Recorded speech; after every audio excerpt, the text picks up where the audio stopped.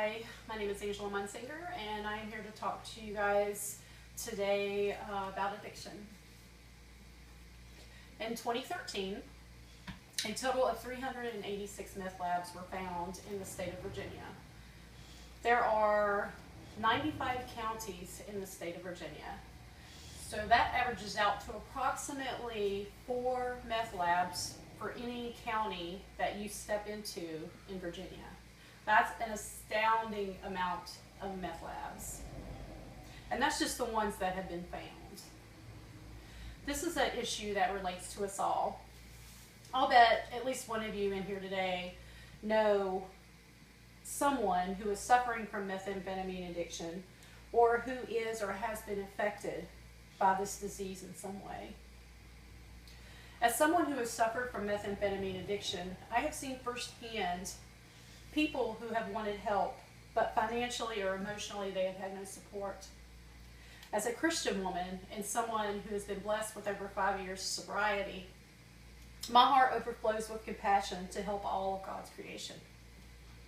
I will show you the nature of addiction, why we need to be educated, and how funding rehabilitative needs for the poor promotes God's love and compassion for His people. Let's take a closer look at the nature of methamphetamine addiction. Methamphetamine addiction is a widespread problem, and it has destructive effects. The high from meth produces a surge of dopamine in the brain that is 12 times that of what is produced from food or from sex. And it takes approximately 3 years after quitting meth before your dopamine receptors actually start to heal. So the first 3 years of sobriety, the pleasure center of your brain does not work properly. And this increases the risk of relapse. Rehabilitative costs can be in the thousands to the tens of thousands of dollars. This disease targets everyone, and it is especially severe in the poor. Now this brings me to my second point. Because this disease targets everyone and in some way affects someone, this is why we need to be educated. Addiction is America's most neglected disease. 40 million Americans aged 12 and over meet the clinical criteria for addiction involving nicotine, alcohol, and other drugs. That was the statistics done from a Columbia University study. We need to understand the impact that this has on the life of the individual as well as on the families.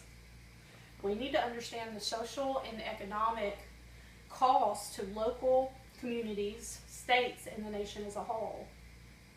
Government costs alone exceed $468 billion annually. This brings me to my third and final point. How can we all get involved?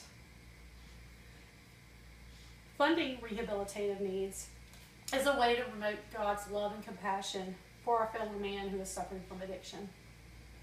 John 3:17 shows that love is action and sacrifice. If we are able but unwilling to sacrifice to help relieve those who are in distress, then we can have no evidence that the love of God dwells in us.